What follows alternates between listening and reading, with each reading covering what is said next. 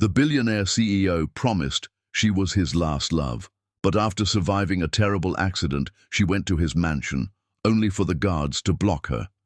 A guest recognized her, pushed the guards aside and shouted, "Do you even know who you're stopping?"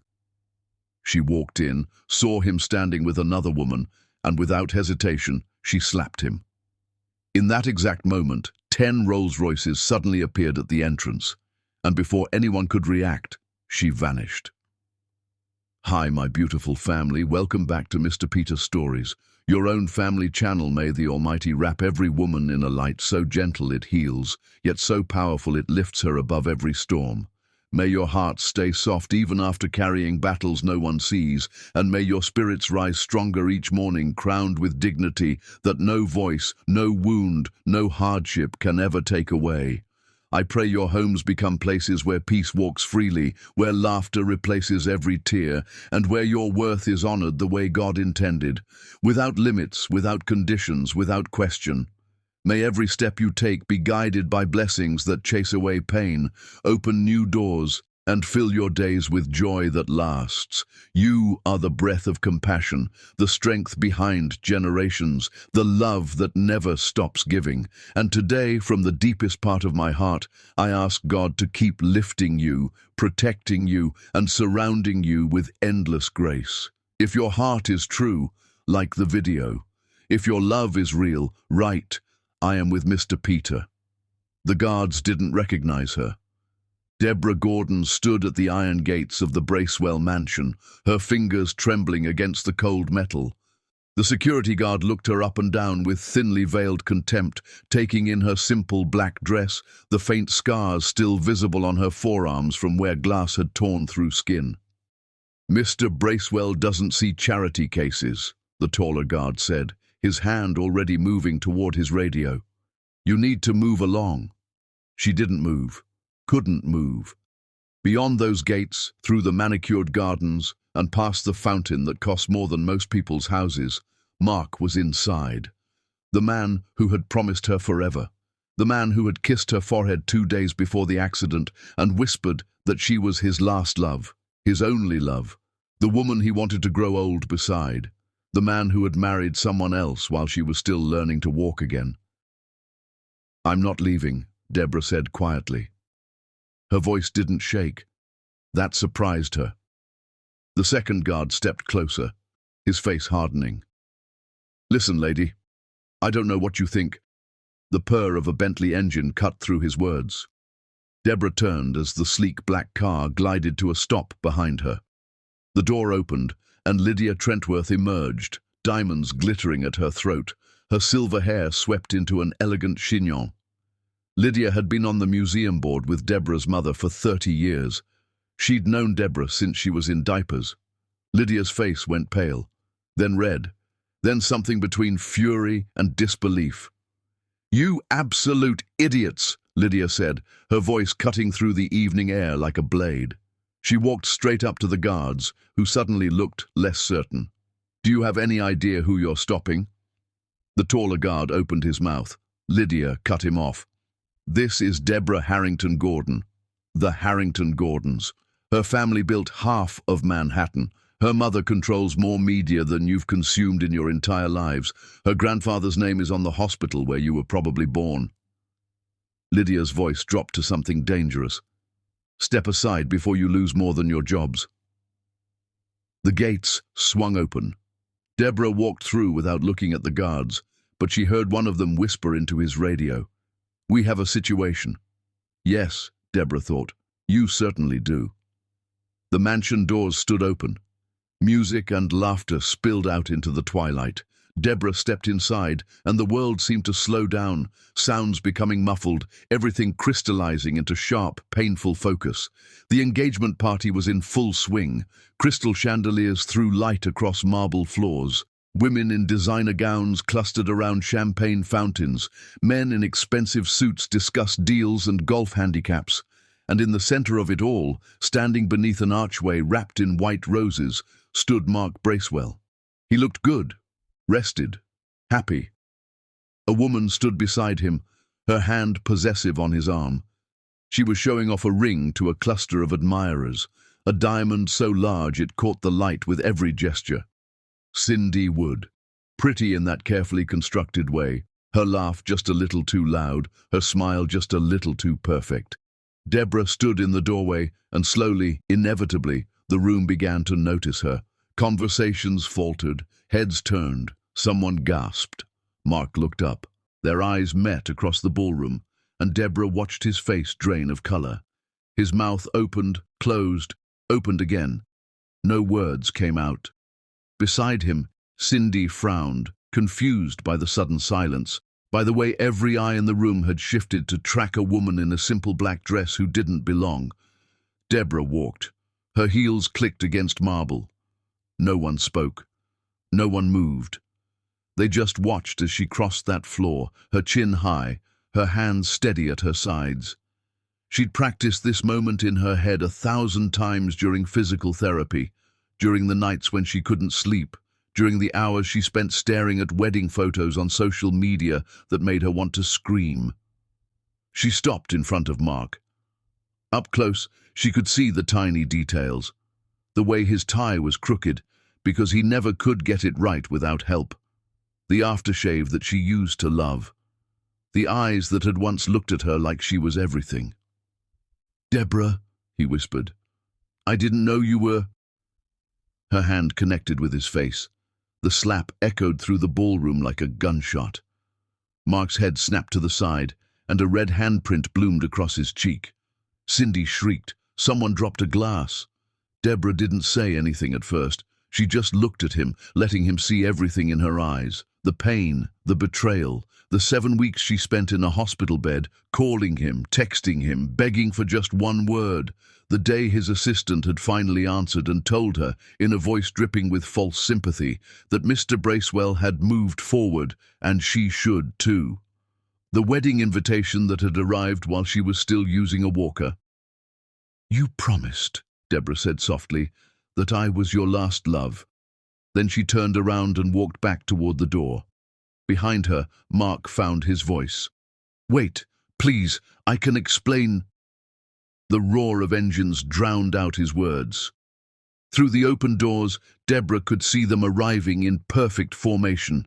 10 Rolls-Royces, gleaming black under the streetlights, pulling up one after another like a precision military operation. Drivers emerged and opened doors, and from each car stepped members of Deborah's family. Her mother, Sylviane Harrington Gordon, elegant and terrifying in cream silk. Her uncle Richard, who sat on the boards of 6 Fortune 500 companies. Her cousin Marcus, whose hedge fund moved markets. Aunts, uncles, cousins, all of them wearing the same expression. Cold fury barely contained beneath polished manners.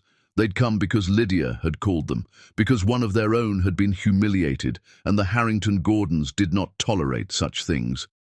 Deborah walked past her family without stopping. Her mother's hand brushed her shoulder, a brief touch that conveyed more than words could. "We've got you. We'll handle this. You never have to see him again." Behind her, she heard Lydia Trentworth's voice ring out, sharp and clear. "You just declared war on the wrong family, Mr. Bracewell. I hope she was worth it." Deborah climbed into her mother's Rolls-Royce. The door closed, sealing out the chaos. Through tinted windows, she watched Mark stand on his front steps, Cindy clutching his arm, as Manhattan's most powerful family drove away, in a procession that looked like a funeral. His funeral, she thought. He just doesn't know it yet. The car glided through the streets. Deborah leaned her head back against leather seats and closed her eyes. Her hand still stung from the slap. "Tell me what you need," her mother said quietly. Deborah opened her eyes. In the rearview mirror, she could see the mansion growing smaller, the lights and music fading into the distance. Mark was back there, probably trying to explain to his guests what had just happened, probably trying to figure out who Deborah Gordon really was. He was about to find out. "I need him to understand what he threw away," Deborah said. Her voice was steady now.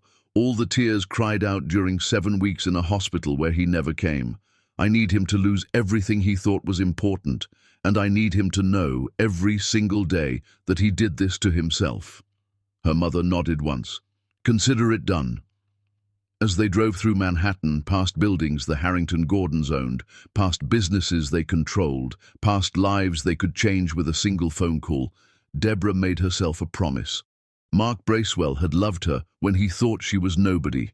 He'd run when things got hard, when she needed him most, when real love required courage instead of romance. Now he was going to learn what it meant to be on the wrong side of the family he'd dismissed as trust fund babies. He was going to watch his carefully constructed world crumble piece by piece, and when he had nothing left, when he finally understood what real loss felt like, maybe then he'd comprehend the magnitude of what he'd done. Deborah looked down at her hands. The scars from the accident were still visible, pale lines against her skin. She used to try to hide them, not anymore. Scars meant you survived, and Deborah Gordon was done just surviving. It was time to rise. Chapter 2. Before she was broken. The gallery had been quiet that afternoon. Deborah remembered it perfectly, the way she remembered everything about the day her life divided into before and after. Sunlight streaming through tall windows, catching dust motes in golden shafts, the smell of fresh paint from the restoration work happening in the back room, the soft classical music playing just loud enough to fill the silence without overwhelming it. She'd been adjusting a painting, some modern piece that she personally found pretentious but that collectors would pay obscene amounts for, when the door chimed. The man who walked in looked uncomfortable. He was dressed well, expensive suit tailored perfectly to his frame, but he moved through the gallery like someone navigating a minefield. His eyes darted from painting to painting with an expression that said he'd rather be anywhere else. Deborah had seen the type before. Wealthy men who came to galleries because they thought they should, because owning art was what successful people did, even if they couldn't tell a Rothko from a paint-by-numbers kit. "Can I help you?" she'd asked, keeping her voice professional and distant. He'd turned, and something in his face had surprised her. Not arrogance, which she'd expected. Honesty. "I'm completely lost," he said, gesturing helplessly at the paintings surrounding them. "My business partner said I needed to start collecting art, said it was good for my image, but I don't understand any of this." Most men in his position would have faked it, would have nodded knowingly at paintings they didn't comprehend and dropped names of artists they'd Googled that morning. This man just admitted defeat. "What's your name?" Deborah had asked. Mark Bracewell." She'd heard the name. Young tech entrepreneur, built his company from nothing, the kind of success story that business magazines loved, self-made, proud of it. "Okay, Mark, let me show you something." She'd led him to a smaller piece in the corner, a landscape that most people walked past without noticing. "What do you see?" He'd studied it seriously, giving her question real consideration. "Trees, a river. Looks peaceful, I guess." "And how does it make you feel?" "Like I want to be there. Like that's the kind of place where you could breathe." Deborah had smiled. "Then that's what art is. Forget what you're supposed to like. Forget impressing anyone. If something makes you want to step into it, if it makes you feel something real, that's all that matters." They'd spent 3 hours together that afternoon. Mark asked questions, actual questions, not the pretentious nonsense she usually heard. He admitted when he didn't understand something. He laughed at himself when he mixed up styles. And when he finally left, he turned back at the door. "I'm Mark, by the way. I know I said that already, but I realized I never asked your name." "Deborah," she'd said. Just Deborah. Not Deborah Harrington Gordon, not the heiress whose trust fund could buy the entire gallery 10 times over. Just Deborah. "Can I come back?" he'd asked. "To learn more about art?" She'd known even then that art was just the excuse, but she'd said yes anyway. That was 9 months before the accident. 9 months of falling in love with a man who saw her as real, as earned, as someone who worked at a gallery and split checks at dinner and argued with him about tipping waiters too little. 9 months of almost telling him the truth about who she really was, about the family name she carried, about the fact that she didn't need to work at the gallery because her family owned half of the building it was in.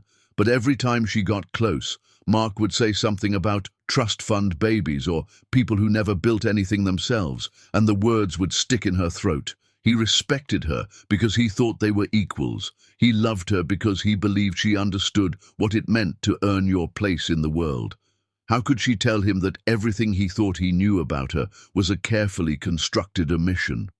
6 months into their relationship, they'd been walking through Central Park when Mark had stopped suddenly, pulling her to face him. "I need to tell you something," he'd said, and his hands had been shaking. "I've dated before. Plenty of times. But they always wanted something. The success story, the guy who built a company from nothing. They loved the idea of me, not the actual me. Mark, you yelled at me for undertipping. You split the check on our first 5 dates. You told me my taste in music was terrible." He'd laughed, but there were tears in his eyes. "You're real, Deborah. You see me, the actual me. And I need you to know that you're the last woman I'm ever going to love. Not because I'm settling, because I can't imagine wanting anyone else." Deborah had kissed him then, tasting salt from tears she hadn't realized she was crying. "I love you too," she'd whispered against his mouth. "Tomorrow," she'd told herself, "tomorrow I'll tell him everything. Tomorrow he'll understand that I kept this secret because I wanted him to know the real me too, before the name complicated everything." But she'd waited. Days became weeks, became months. The longer she waited, the harder it became to find the right words. And then Mark had proposed. Small Italian restaurant, the kind with red checkered tablecloths and candles stuck in wine bottles. The pasta had been perfect. The wine had been cheap. Mark had been so nervous that he'd knocked over his water glass twice. "I'm not good at speeches," he'd said, pulling out a small velvet box. "But I know what I want. I want to spend every day with you. I want to argue about modern art that we both secretly think is terrible. I want to grow old with someone who makes me better just by existing." The ring had been simple, beautiful in its simplicity. Not the massive diamond a Harrington Gordon heiress would be expected to wear, but perfect for Deborah, the gallery worker, Deborah, the woman who split checks, Deborah, the real person he thought he knew. "Yes," she'd said, because she couldn't imagine saying anything else. They'd celebrated with cheap champagne and gone back to her apartment, the modest one-bedroom she kept for exactly this reason, for maintaining the life she'd built separate from her family. And while Mark slept beside her, Deborah had made a plan. Tomorrow. She'd go tomorrow to the family estate, get her grandmother's ring from the vault, an heirloom worth more than Mark's company, a piece of history that would finally reveal who she really was. She'd bring it back, show him, explain everything. He'd understand. He had to understand. The next evening, Deborah had driven out to the estate. The security guard had waved her through without question. The vault had been opened by her mother's assistant, who'd carefully retrieved the ring box and handed it over with white gloves. Deborah had held that box, feeling the weight of truth in her hands. She'd imagined Mark's face when she opened it, the questions, the conversation they'd finally have. Maybe he'd be angry at first, but then he'd understand. He'd see that she'd wanted to be real for him, wanted to be loved for herself before the name changed everything. She'd been smiling when she got back in her car. She'd been thinking about their future when the drunk driver ran the red light. She'd been reaching for her phone to call Mark when the world exploded into glass and metal and screaming. The last thought Deborah had before everything went black was simple and devastating. "I never told him." When she woke up 7 days later, machines beeping around her, pain radiating through every nerve, her mother sitting beside the hospital bed with red eyes, the first words out of Deborah's mouth were, "Where's Mark?" Her mother's face had said everything. "He came once," Sylviane said quietly. "The first day you were here. You were unconscious. He looked at you, at the machines, the injuries, everything, and I saw him break. Not with grief, Deborah, with fear. He left after 20 minutes. He hasn't been back." Deborah had closed her eyes. "Call him, please. Tell him I'm awake. Tell him I need him." Her mother had made the call. Then another, then another. Mark never answered. Deborah spent 7 weeks in that hospital. 7 weeks of surgery and physical therapy and learning to walk properly again. 7 weeks of calling Mark's phone and hearing it ring into voicemail. 7 weeks of watching her mother's face grow harder every day as the man who'd promised forever chose to disappear instead. And then the wedding invitation had arrived. Cream paper, elegant script, the kind of formal announcement that rich people sent when they wanted everyone to know about their happiness. Mark Bracewell and Cindy Wood request the honor of your presence at their wedding. 5 weeks. He'd waited 5 weeks after her accident to marry someone else. Deborah had been in physical therapy when she'd opened it, standing at the parallel bars, trying to remember how legs were supposed to work. The therapist had caught her before she hit the ground. "I need to see it," Deborah had told her mother that night. "I need to see him marry her." Deborah. "No, I need to see what I meant to him. I need to see it with my own eyes." So she'd gone. Stood across the street from the venue, hidden among tourists and street vendors, and watched through the windows as Mark Bracewell married Cindy Wood. The ceremony had been small, intimate.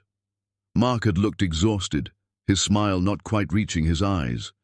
Cindy had looked triumphant, like someone who'd just won a prize. And Deborah had stood there, still using a cane, still wearing compression bandages under her clothes, and made a decision. If Mark Bracewell wanted to walk away from her when she needed him most, fine. If he wanted to marry some woman he barely knew instead of fighting for the relationship he'd claimed was forever, fine. But he was going to learn what he'd thrown away. He was going to discover exactly who Deborah Gordon really was. And when his world crumbled, when everything he'd built came apart in his hands, he'd know that he'd done it to himself. Deborah had gone home that night and called her mother. "I'm ready," she'd said. "Tell the family, it's time." And in that moment, Mark Bracewell's fate was sealed. Chapter 3. The hospital where love died. The first time Mark visited, Deborah had still been unconscious. She wouldn't know this until later, until her mother finally told her the full story, until the private investigator she'd hired pulled hospital security footage and had a professional reconstruct exactly what had happened during those 7 weeks when her life hung in the balance. But it was important. The details mattered, because Mark would later claim he'd tried, that he'd wanted to be there, that circumstances had pulled him away. The footage told a different story. Day 1. Mark had arrived at the hospital 6 hours after the accident, still wearing the same clothes from that morning. He'd looked shocked, shaken, like someone moving through a nightmare. Deborah's mother had met him in the hallway outside the ICU. The lip reader who analyzed the footage captured their conversation word for word. "How is she?" Mark had asked. "Critical. They don't know if she'll survive the night." Mark had swayed on his feet. Sylviane had reached out to steady him, and for a moment compassion had softened her face. This was her daughter's choice, after all, the man Deborah loved. Surely he'd be strong enough to stand beside her through this. "Can I see her?" They'd let him in. 5 minutes. That was all the ICU allowed. Mark had stood beside Deborah's bed looking at her face, swollen, bruised, barely recognizable, at the breathing tube, at the machines keeping her alive, at the future he'd proposed to, broken and uncertain. The security camera captured him backing away, captured the fear in his eyes, captured the moment he turned and left. "I can't," he'd said to Sylviane in the hallway. "I'm sorry, I can't do this." "She needs you," Sylviane had said, her voice hardening. "Mark, she's going to survive. The doctors say her prognosis is good, but she needs to know you're here. She needs—" "I'm sorry," he'd repeated. And then he'd left. He'd gone to the parking lot, sat in his car for 20 minutes, hands shaking on the steering wheel. And then someone had gotten into the passenger seat. Cindy Wood. The investigator had tracked her down later, found out that she'd been waiting at a nearby coffee shop, found out that Mark had called her after leaving the ICU, told her he needed someone to talk to, needed someone to help him process what he'd just seen. Cindy had been ready. She'd been planning this for weeks. ever since she'd learned about Deborah's accident through the extensive gossip network that wealthy people maintained. She'd seen an opportunity and positioned herself perfectly to catch Mark when he fell. The footage showed them talking, showed Cindy's hand on Mark's arm, her face sympathetic, her voice captured faintly by the parking lot microphones, saying exactly what a frightened man needed to hear. You can't help her by destroying yourself. Mark, what if she's not the same? What if there's permanent damage? You have a company to run. You have responsibilities. You can't put your life on hold indefinitely. Mark had nodded, had believed her, had driven away from that hospital thinking he was being practical, being realistic, being mature about an impossible situation. He'd never come back. Deborah had woken up a week later. She'd asked for him immediately, her voice hoarse from the breathing tube they'd only just removed. Her mother had tried to soften it, had tried to prepare her, but there was no gentle way to say, "The man you love abandoned you." "Call him," Deborah had whispered. "Please, Mom, just call him. He doesn't know I'm awake yet." Sylviane had made the call. Mark's phone had rung and rung. Finally, someone answered. Mr. Bracewell's office. Not Mark, his assistant, a woman named Patricia who Deborah had met exactly once and who'd looked at her like she was staff. "This is Sylviane Harrington Gordon. I need to speak with Mark immediately. It's about Deborah. Mr. Bracewell is unavailable. This is urgent. Deborah is awake. She's asking for him." A pause, then, "I'll pass along the message." But the message never reached Mark, or if it did, he chose not to respond. Deborah called herself the next day using the hospital phone, her fingers shaking so badly she could barely dial. Mark's personal cell, the one he'd given her on their third date with the instruction to call any time for anything. It rang straight to voicemail. She tried again an hour later. Voicemail. She tried texting. No response. She tried his office line. Patricia answered again, her voice dripping with false sympathy. "Miss Gordon, I've been instructed to inform you that Mr. Bracewell has moved forward with his life. He wishes you a full recovery, but he's asked that you stop attempting to contact him." The words had hit like a physical blow. Deborah had dropped the phone. A nurse had found her 10 minutes later, curled around herself in the hospital bed, sobbing so hard she couldn't breathe. That was week 2. By week 3, Deborah was in physical therapy. The accident had shattered her left leg, fractured her pelvis, caused internal bleeding that required 2 surgeries to repair. The doctor said she was lucky to be alive. The physical therapist said she'd walk again, but it would take time, patience, and work. Deborah worked like her life depended on it, pushed through pain that made her scream, forced her body to remember how to do things that had been automatic before. And while she worked, she called Mark. Every day, sometimes multiple times, he never answered. Week 4, Deborah's mother brought clothes from her apartment. In the pocket of her jacket was a business card. "Cindy Wood," it read, "event coordinator." "I found this," Sylviane said quietly. "It was in Mark's office when I went to retrieve some of your things you'd left there. Cindy Wood. She's the wife of Mark's business partner. Except what? They're getting divorced. The partner and Cindy. The papers were filed 3 days after your accident." Deborah had stared at that business card. Something cold had settled in her chest, something that felt like understanding. "She was waiting," Deborah said. "She knew about me. She knew about us. And when I got hurt..." Her mother had nodded grimly. "Your investigator is pulling more details, but it seems Miss Wood has been positioning herself very carefully for some time." Week 5, the wedding invitation arrived. It was Lydia Trentworth who brought it, her face twisted with fury and disgust. She'd been copied on the invitation list because she sat on boards with everyone who mattered in Manhattan. She'd brought it straight to the hospital, needing Deborah to see it, to understand. "I tried to talk to him," Lydia had said, pacing in Deborah's hospital room like a caged tiger. "I cornered him at his office yesterday, asked him what the hell he thought he was doing. Do you know what he said?" Deborah had shaken her head, not trusting her voice. He said you deserved someone better. Said he wasn't strong enough for what you needed. Said Cindy understood him in ways you never did. Lydia had stopped pacing, her voice dropping. He doesn't know who you are, does he? He thinks you're just some girl who worked at a gallery. I never told him. Why? Deborah had looked down at her hands, at the IV still taped to her skin. Because I wanted him to love me for me, just me. Not the name, not the money, not the connections. I wanted something real. Oh, darling, Lydia had said, sitting on the edge of the hospital bed. It was real, but real doesn't always mean lasting. Real doesn't always mean strong enough. Week 6, Deborah had been moved to a regular room. She could walk with a walker, could manage most things herself. The doctors were talking about discharge. One afternoon, her mother arrived with a laptop. I need to show you something, Sylviane had said. The investigator finished his report. They'd watched the parking lot footage together, watched Mark sit in his car while Cindy poisoned his mind, watched the security tapes from the coffee shop where they'd met 3 more times that first week. Watched as Cindy carefully, methodically convinced Mark that staying with Deborah was impossible, that she deserved better, that moving on was the kindest thing he could do.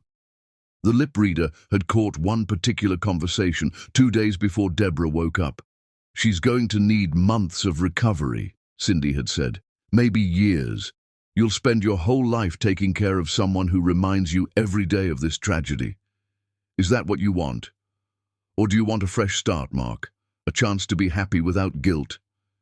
And Mark, broken and scared, had said, I want to be happy. Deborah had closed the laptop, sat in silence for a long time. What do you want to do? Her mother had asked. I want to go to the wedding. Deborah, I need to see it. I need to see what I'm worth to him. I need to know if he even looks guilty, or if Cindy has convinced him that abandoning me was actually noble. Week 7, Deborah had been discharged. She'd gone home to her real apartment, not the modest one she'd maintained for Mark, but the penthouse in the building her family owned, the space that reflected who she actually was. She'd stood at the window that night, looking out over a city her family had helped build, and made herself a promise. Mark wanted to believe that leaving her was merciful. Cindy wanted to believe she'd won. They were both about to learn how wrong they were. The day of Mark's wedding, Deborah had stood across the street and watched him marry a woman he barely knew, watched him say vows that he'd promised first to her, watched Cindy slip a ring on his finger that symbolized the biggest mistake of his life. And when it was over, when the small crowd of guests had left and the venue lights had gone dark, Deborah had called her mother. I'm ready. Start Protocol 7. Protocol 7 was the Harrington Gordon family's term for systematic dismantling. It was what they did to people who hurt them, to competitors who crossed lines, to anyone foolish enough to declare war on one of the most powerful families in America. It was thorough, it was legal, it was merciless. And Mark Bracewell, who'd abandoned Deborah in a hospital, who'd married another woman while she was still learning to walk, who'd chosen comfort over courage, was about to discover exactly what Protocol 7 meant. Consider it done, her mother had said. Deborah had hung up and gone home. She'd taken a long bath, let herself cry one last time for the man she'd loved, for the life they'd planned, for the innocence she'd lost in that hospital bed when she realized love wasn't always enough. Then she'd gotten dressed, put on her armor of designer clothes and family name, and prepared for war. Mark had 4 months of happiness with Cindy before Deborah crashed his engagement party and slapped him across the face. After that, his world would fall apart one piece at a time, and Deborah would watch, unmoved, as the man who'd taught her about betrayal learned what it meant to lose everything. Chapter 4. The Investigation. The conference room in the Harrington Gordon building overlooked Central Park from 50 stories up. Deborah sat at the head of the table, her mother on one side, her Uncle Richard on the other. Between them lay folders, thick, detailed, containing information that would destroy Mark Bracewell's life. They'd waited 4 months to open these folders. 4 months for Mark to feel secure, to believe he'd gotten away with it, to settle into his new life with Cindy. 4 months for the guilt to fade, for the memory of Deborah in a hospital bed to become something he could compartmentalize and forget. Now it was time to remind him. The investigator was very thorough, her mother said, pushing the first folder toward Deborah. You should know what you're about to do. Once we start this, there's no mercy, no stopping halfway. The Harrington Gordon name will be attached to his destruction, and everyone will know we did it deliberately. Deborah opened the folder. The first page was a photograph of Cindy Wood, not the polished version from Mark's engagement party, but a grainier security camera shot from an underground poker room. Timestamp, 3 months before Deborah's accident. She was a regular, Uncle Richard said, his voice flat and businesslike. The kind of regular that casinos love and families worry about. She was into them for 200,000 by the time she met Mark. The next photo showed Cindy at a different poker table, then another, then bank statements showing withdrawals, credit cards maxed out, payday loans taken from increasingly desperate sources. The interesting part, her mother continued, is the timeline. Cindy became friendly with Mark's business partner 6 months before your accident. Casual at first, then strategic. She married the partner not out of love, but out of calculation. He had access to Mark, and Mark was exactly the kind of wealthy man she needed. Deborah flipped to the next section. Text messages between Cindy and someone labeled unknown contact. The investigator had traced it back to someone she owed money to, someone whose business methods existed firmly outside the law. The messages were blunt. Need more time. About to land something big. You said that last month. You're out of time, Cindy. I'm working on it, trust me. This one's worth millions. He better be real, otherwise we have a problem. Then, dated 2 days after Deborah's accident. Target's girlfriend is out of the picture. Moving in now. Deborah's hands tightened on the folder, but her voice stayed level. She researched me. Extensively. Her uncle pulled out another set of documents. Found out about your family 3 weeks before the accident. She knew exactly who you were, what you were worth, what your relationship with Mark meant in terms of social and financial elevation. And when you got hurt, she saw her window. More than that, she engineered it. Her mother's voice went cold. The hospital parking lot footage shows her meeting with Mark multiple times during your first week. The coffee shop meetings were pre-planned. She'd positioned herself as his business partner's wife, someone safe to confide in, someone who could offer sympathy without agenda. Except it was all agenda, all manipulation, all carefully calculated to catch a man when he was most vulnerable and steer him away from the woman he'd promised forever. The next section of the folder contained transcripts. The investigator had hired a professional lip reader to analyze every frame of security footage, reconstructing conversations word by word. Deborah read them in silence. Cindy's voice, that first parking lot meeting. Mark, you can't destroy yourself trying to save her. What if she's different after this? What if there's brain damage, personality changes? You could spend your whole life caring for someone who isn't the woman you fell in love with. Days later, at the coffee shop. I know you feel guilty, but guilt isn't love. You deserve someone who can meet you where you are, not someone you have to carry. A week after that. She has family. They have resources. She'll be taken care of. You staying won't change her outcome, but it will destroy yours. And finally, 3 days before the wedding. I've been thinking about you a lot, about how strong you've been through this. You're the kind of man who deserves genuine happiness, not obligation disguised as love. She's a professional, Deborah said quietly. This wasn't opportunistic. This was planned. Down to the timeline, her uncle confirmed. She filed for divorce from the business partner exactly 1 week after your accident.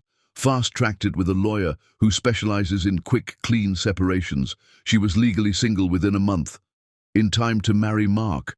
In time to lock him in before he figured out what was happening.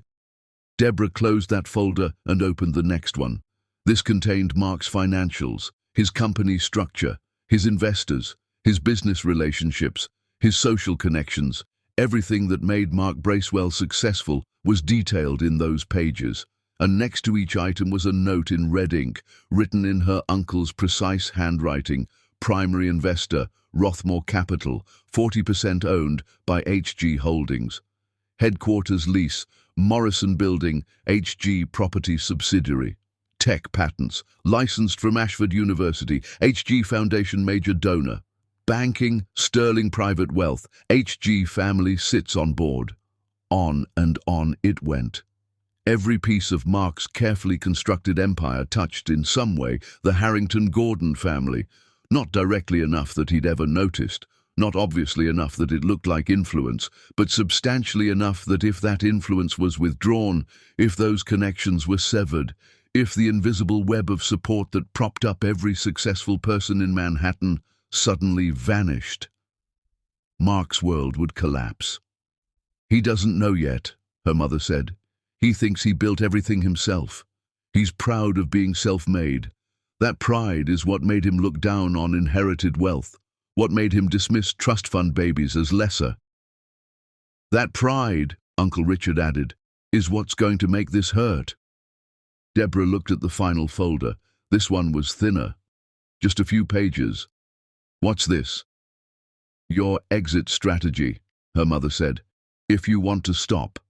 If, after seeing all of this, you decide mercy is better than justice, we can make all of this disappear.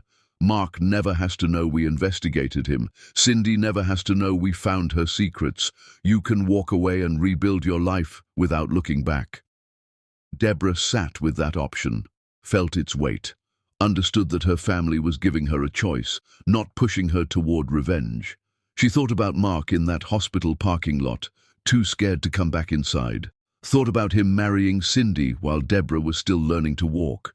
Thought about the wedding invitation, the casual cruelty of it, the way he'd moved on, as if their love had been nothing.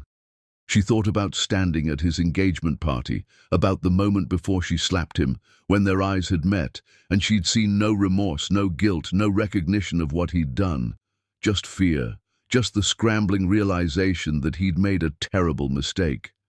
"Start the protocol," Deborah said, "all of it. But slowly. I want him to feel every piece fall away. I want him to have time to understand what's happening and why. I want him to know at the end that he did this to himself." Her mother nodded once. "Then it begins." Over the next hour, they mapped out the strategy, which investors to contact first, how to frame the withdrawal of support, what social circles to freeze him out of systematically, how to make every setback look natural, like the inevitable consequence of poor business decisions rather than coordinated attack. "He'll suspect eventually," Uncle Richard warned. "Once enough pieces fall, he'll put it together." "Good," Deborah said. "I want him to know.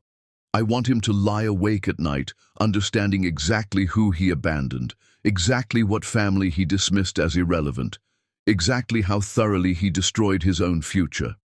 They finalized the plan as the sun set over Central Park. Deborah stood at the window, looking down at the city spread below her, the buildings her family owned, the businesses they controlled, the invisible empire that most people never knew existed. Mark had loved her when he thought she was nobody, had promised her forever when he believed they were equals, had run the moment that promise required sacrifice. Now he was going to learn what nobody meant, what powerless meant, what it felt like to be on the receiving end of abandonment. Deborah's phone buzzed, a text from Lydia Trentworth. "The invitations are printed. His engagement party is in 3 weeks. The entire city will be there." Deborah typed back, "I'll be there too. You're sure? I want him to see my face before it all falls apart. I want him to know it's coming." "You're your mother's daughter." Deborah smiled without humor. "No, I'm my own woman, and I'm done being invisible." She left the conference room that night with copies of every folder, every piece of evidence, every strategic move planned for the coming months. She drove home to her penthouse, poured herself wine she didn't drink, and stood at her own window overlooking her own version of the city. Mark was out there somewhere, probably home with Cindy, probably happy, probably convinced he'd dodged a bullet by leaving Deborah behind. He had 3 more weeks of that happiness. Then, Deborah would walk into his engagement party, slap him across the face in front of everyone who mattered, and watch as the first domino fell. After that, it was just a matter of time. And time was something Deborah had learned during 7 weeks in a hospital was the most devastating weapon of all. Chapter 5. When Brothers Turn Away. The first domino fell exactly 3 days after the slap. Mark's assistant brought him the news during his morning meeting with potential investors from Singapore. The email was short, almost casual in its brutality. Dear Mr. Bracewell, after careful consideration of our portfolio strategy, Rothmore Capital has decided to discontinue our partnership with your company. This decision is final. We wish you the best in your future endeavors. Mark had read it twice, certain he'd misunderstood. Rothmore Capital was his primary investor. 40% of his funding came from them. They'd been enthusiastic about his next product launch, had talked about doubling their investment, had praised his vision just 3 weeks earlier. Get David on the phone, Mark told his assistant. David Rothmore, the firm's managing partner, the man who'd personally recruited Mark 5 years ago. He's not taking calls. What do you mean he's not taking calls? His assistant said he's unavailable indefinitely. For you. Mark had stood there in his conference room, the Singapore investors looking uncomfortable, and felt the first tremor of something he couldn't name. Not fear yet, just unease. Excuse me, he'd said to the investors. I need to handle this personally. He'd called David himself. The call went to voicemail. He'd tried again, same result. He'd driven to Rothmore's office, demanded to see David, and been met by security who politely but firmly escorted him from the building. Mr. Rothmore has nothing further to discuss with you, the security guard had said. I'm a client. I have a right. Not anymore. That was Tuesday. By Friday, Mark knew something was terribly wrong. 2 more investors pulled out with the same vague language about portfolio strategy. His headquarters lease renewal, which had been automatic for 3 years, was suddenly under review. The bank called to discuss restructuring his credit lines. He'd tried to reach out to his network, the web of connections that successful people in Manhattan maintained like oxygen, but phone calls went unreturned. Lunch invitations were declined. People who'd been friendly a week ago were suddenly too busy to meet. Mark stood in his office that Friday evening, looking at his calendar of cancelled meetings, and finally understood. Someone was coming for him. He went home to find Cindy hosting a party he didn't know about. Their living room was full of people he didn't recognize, music blaring, laughter echoing off expensive walls. Cindy was in the center of it all, holding court like a queen, wearing a dress that cost more than his first car. What is this? Mark asked, pulling her aside. A party, darling. You said I could invite friends. I said you could have a small dinner party. This is... He looked around at the strangers drinking his wine, eating catered food that must have cost thousands, treating his home like a nightclub. Who are these people? Friends, Cindy said, already turning away. Don't be boring, Mark. Enjoy yourself. But Mark couldn't enjoy anything. He went to his study, closed the door against the noise, and tried to figure out what was happening to his life. His phone rang. James, his best friend since college, the best man at his wedding to Cindy, the brother he'd never had by blood. Thank God, Mark said, answering. James, I need to talk to you about... I know about Deborah, James interrupted. His voice was cold. I know who she really is. I know what you did. Mark's stomach dropped. James, let me explain. You abandoned her in a hospital, married someone else 5 weeks later, and then I find out she's Deborah Harrington Gordon. The Harrington Gordons, Mark. Do you have any idea who that family is? What they control? I didn't know. That's not the point. James's voice cracked. The point is, you left her when she needed you most. You married Cindy before Deborah could even walk properly again. You're not the man I thought you were. James, please, I made a mistake. I know that. I can't look at you anymore. I can't sit across from you at lunch and pretend I don't see what you really are. "We're done, Mark. Don't call me again." The line went dead. Mark sat in his study while the party raged outside, holding a phone that felt like lead in his hand. James was gone. His best friend of 15 years, the person who knew him better than anyone, was just gone. The weekend was worse. Mark's younger brother Daniel had always looked up to him, always called him for advice, for help, for the kind of big brother guidance that made Mark feel like he'd succeeded at something beyond business. They had standing Sunday brunch reservations, had maintained that tradition even when life got busy. Sunday morning, Daniel didn't show up. Mark called him, no answer, texted him, no response. Finally, Mark drove to Daniel's apartment and knocked on the door until his brother answered. Daniel looked at him like he was a stranger. "Why are you here?" Daniel asked, not opening the door wider, not inviting him in. "You missed brunch. I was worried." "I didn't miss anything. I chose not to come." The words hit harder than Mark expected. "Danny, what's going on?" "Mom cries at night, did you know that? She thinks I can't hear her, but I can. She cries because her son, the one she used to brag about, the one she called her hero, turned out to be the kind of man who abandons people when things get hard." "That's not fair." "Fair?" Daniel's voice went sharp. "You want to talk about fair? Deborah Gordon was in a hospital for 7 weeks.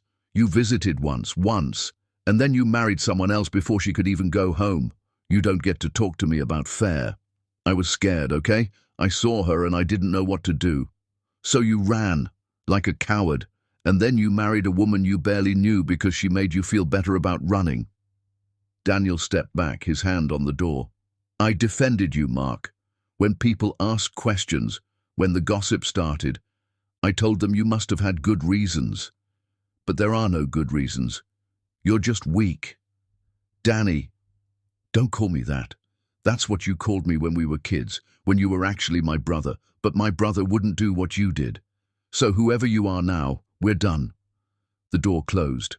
Mark stood in the hallway of his brother's building, listening to locks turn, and felt something inside him break. That evening, Mark tried to go to his mentor's house, Lawrence Whitmore, the man who'd given Mark his first real investment, who'd taught him everything about business, who'd been like a father when Mark's own father had been absent. Lawrence wouldn't see him. Mark stood on the porch of a house he'd been welcomed into hundreds of times, and the housekeeper, a woman named Rosa, who used to make him cookies, looked at him with disappointment. "Mr. Whitmore doesn't want to see you," she said. "Rosa, please, I need to talk to him. He said if you came, I should tell you this. He taught you to be better than this. He believed you were better than this. He was wrong." She closed the door. Mark drove home in a daze. Every relationship he'd valued, every person who'd mattered was turning away, and underneath the confusion, underneath the pain, a terrible understanding was growing. This wasn't random. This wasn't coincidence. Someone had told them. Someone had made sure everyone knew the full story. Not Mark's version, not the narrative he'd constructed about impossible situations and necessary choices, but the truth, the timeline, the betrayal. Someone wanted Mark to be alone. He came home to find Cindy screaming at the housekeeper.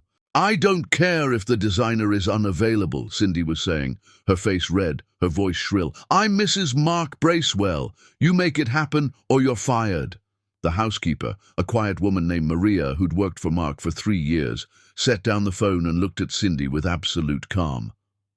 "I quit," Maria said. "You can't quit. I'm firing you." "No, I'm quitting, because I'd rather work for people with decency than stay in a house with you." Maria walked past Cindy, collected her coat and looked at Mark. "I'm sorry for whatever you're going through, Mr. Bracewell, but this woman you married, she's not worth losing your soul over." Then Maria left. Cindy threw a crystal vase at the wall. It shattered, glass exploding across marble floors, and she turned on Mark with fury in her eyes. "Are you going to let her talk to me like that?"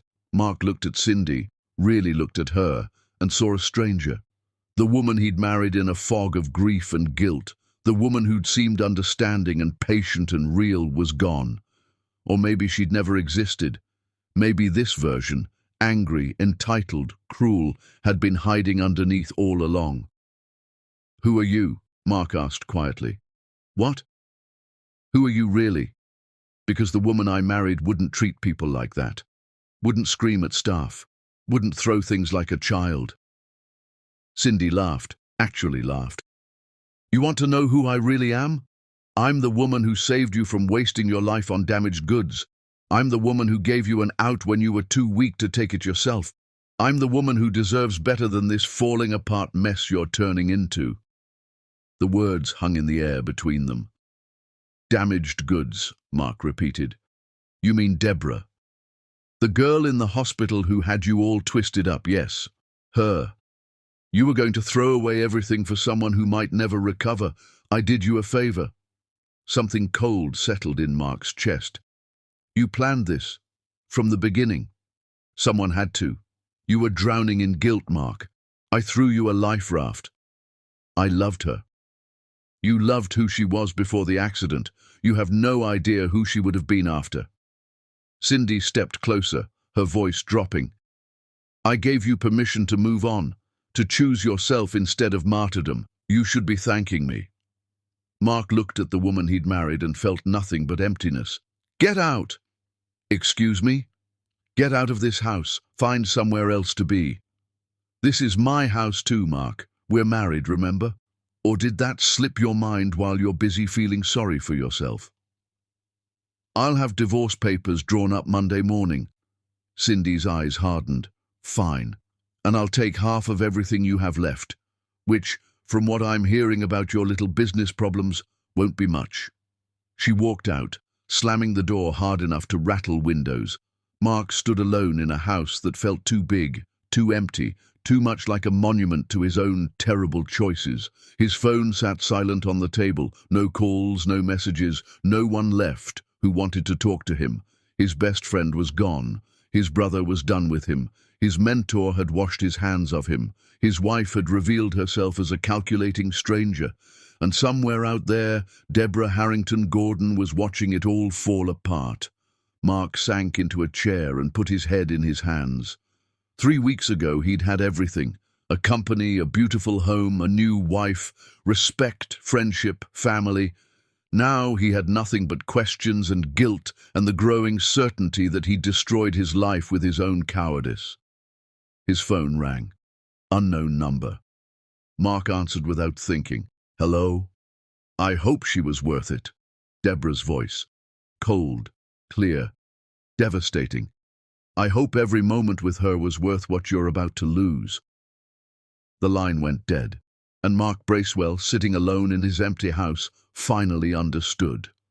This was just the beginning. Chapter 6. The Man Who Stayed. The environmental fundraiser was supposed to be another obligation.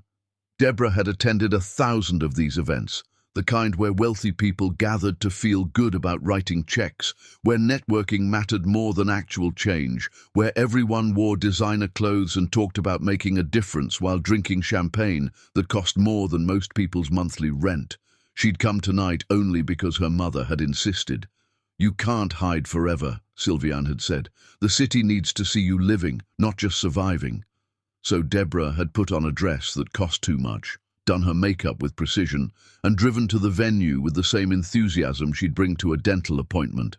She was standing in the back of the ballroom, barely listening to the speeches, when Scott Higgins took the stage. He looked uncomfortable up there, like someone who'd rather be anywhere else but had important things to say, and was going to say them anyway. His suit was nice, but not ostentatious. His tie slightly crooked, his hair just messy enough to suggest he'd been working all day and hadn't thought to check a mirror. When he started speaking, Deborah found herself actually listening. "I build buildings," Scott said. No preamble, no warm-up. "That's what architects do, but lately I've been thinking about what we're really building. Are we creating structures that serve communities, or are we just making monuments to money?" Someone in the front row shifted uncomfortably. Scott didn't seem to notice. "I lost my wife 3 years ago. Cancer. And in those last months, we spent a lot of time in hospitals, in treatment centers, in buildings that were designed without thinking about the people who'd be scared and sick inside them. Ugly fluorescent lights, beige walls, windows that didn't open. Whoever designed those spaces had never sat beside someone they loved and watched them fade. The room had gone quiet. So now I try to build things that honor people. That remember, we're all going to have hard days, scary days, days when the space around us matters. I build community centers with big windows because natural light helps. I design affordable housing with green spaces because everyone deserves beauty. I create medical buildings where patients can see trees because hope matters. He paused, looked out at the audience of wealthy donors. You're here tonight to write checks for environmental causes, and that's good. But I'm asking you to think bigger. Think about the environments we create every day. The buildings where people work, heal, live, die. We can make those spaces better. We should, because how we treat the world around us reflects how we value the people in it. He stepped away from the podium without the usual closing platitudes, without asking for applause, just done. Deborah watched him leave the stage and disappear onto a terrace. Without quite meaning to, she followed. The terrace was quiet, overlooking the city, the noise of the fundraiser muffled behind glass doors. Scott was leaning on the railing, tie loosened, looking exhausted. That was a good speech, Deborah said. He turned, surprised. Up close, she could see he was probably mid-30s with kind eyes and the sort of face that showed every emotion honestly. Thanks. I'm terrible at those things. I always end up saying something that makes donors uncomfortable. You made them think. That's more valuable. Scott studied her for a moment. You're Deborah Harrington Gordon. She tensed. You know who I am. Everyone knows who you are. The slap heard across Manhattan, right? Social media had a field day. He held up a hand. I'm not judging. I actually respected it. Takes courage to do what you did. Most people think it was dramatic and inappropriate. Most people didn't get abandoned in a hospital by someone who promised forever. Scott's voice was gentle. My wife died 3 years ago. Pancreatic cancer. 6 months from diagnosis to gone. And in those 6 months, I learned exactly who actually shows up when things get hard. Spoiler, it's not as many people as you think. Deborah felt something in her chest loosen slightly. I'm sorry about your wife. I'm sorry about your accident, and about Mark Bracewell being a coward. Scott turned back to the city view. Look, I'm not great at small talk, so I'm just going to be direct. I know what happened to you. Not the gossip version, the real version. I know you got hurt. I know he left. I know he married someone else while you were still learning to walk. And I know you're probably standing out here because being around people who look at you with pity or curiosity is exhausting. What's your point? My point is that I get it. After Sarah died, everyone had opinions about my grief. Too much, too little, too long. Move on already. Nobody actually wanted to deal with the reality of it. They wanted me to perform recovery on their timeline. He looked at her. So I'm not going to do that to you. I'm not going to ask if you're okay or tell you everything happens for a reason or any of that nonsense. I'm just saying, if you want to sit with someone who doesn't need you to be anything other than here, I'm available. Deborah didn't know what to say. She'd built walls so carefully over the past months, had armored herself against sympathy and curiosity and judgment. But Scott wasn't offering any of those things. Why? She finally asked. Why what? Why would you want to sit with someone you don't know, someone whose drama is all over social media, someone who's... She gestured vaguely at herself. Broken. Scott's expression softened. You're not broken. You're healing. There's a difference. He pushed away from the railing. I'm getting coffee tomorrow at Morrison's on 5th, 9 a.m. If you show up, we can sit together and not talk about feelings or trauma or any of the heavy stuff. If you don't show up, no harm done. But the offer stands. He walked back inside, leaving Deborah alone on the terrace. She should have gone home. Should have dismissed the offer as pity disguised as kindness. Should have added Scott Higgins to the list of people who looked at her and saw a victim to be rescued. But something about the way he'd said, You're not broken, you're healing, stayed with her. The next morning, Deborah found herself at Morrison's at 9 a.m. Scott was already there, 2 coffees on the table. He looked up when she walked in, smiled without surprise, and gestured to the chair across from him. You came. I did. Good. Fair warning, I don't know how to do this. Do what? Whatever this is, make friends, have conversations with women I'm not related to or working with. Sarah was my person. After she died, I forgot how to connect with people without her there to smooth the way. Deborah sat down. I don't know how to trust people anymore, so we're both starting from zero. They sat in silence for a while, drinking coffee. It should have been awkward. It wasn't. Tell me about your work, Deborah finally said. So Scott did. He talked about buildings with the same passion he'd had in his speech, about creating spaces that mattered, about fighting developers who only cared about profit, about the community center he'd just designed for a neighborhood that had nothing. Deborah listened and found herself asking questions, real questions, engaging with someone's ideas instead of just going through social motions. What about you? Scott asked. What do you do? I worked at a gallery before. She paused. Now I'm figuring out what comes next. What do you want to come next? No one had asked her that. Everyone asked how she was feeling, if she was okay, if she needed anything. No one asked what she actually wanted. I want to matter again, Deborah said quietly. I want to be more than the girl who got hurt and the woman who got revenge. I want to build something that's mine. Then build it. It's not that simple. Why not? Because... She stopped. Why not? What was actually stopping her except fear? Scott leaned back in his chair. Sarah used to say that the hardest part of loss wasn't the grief. It was remembering how to want things again, how to imagine a future that looked nothing like the one you'd planned.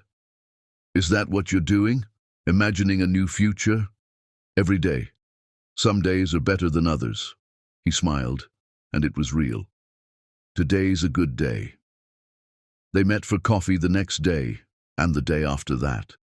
Scott didn't push, didn't ask about Mark or the slap or her family or the revenge everyone knew she was orchestrating. He talked about his work, asked about her opinions on art and architecture, told terrible jokes that somehow made her laugh. 2 weeks in, Deborah tried to scare him away. They were walking through Central Park when she stopped abruptly. You should know something about me. I'm not a good bet. I'm angry most of the time. I don't trust easily. I have nightmares about the accident. I'm probably going to push you away just to see if you'll leave. Scott looked at her calmly. Okay. Okay? That's it? What do you want me to say? That you're too damaged for friendship? That I can't handle complexity? He shrugged. Deborah, my wife died slowly over 6 months. I watched her fade, watched her hurt, held her hand while she cried because she knew she was leaving me. I learned more about pain in those months than most people learn in a lifetime. Your anger doesn't scare me. Your mistrust makes sense, and if you push me away, I'll just stand here and wait until you're done testing me. Why would you do that? Because you're worth it. The words were simple, honest, no grand declaration, no dramatic gesture, just fact.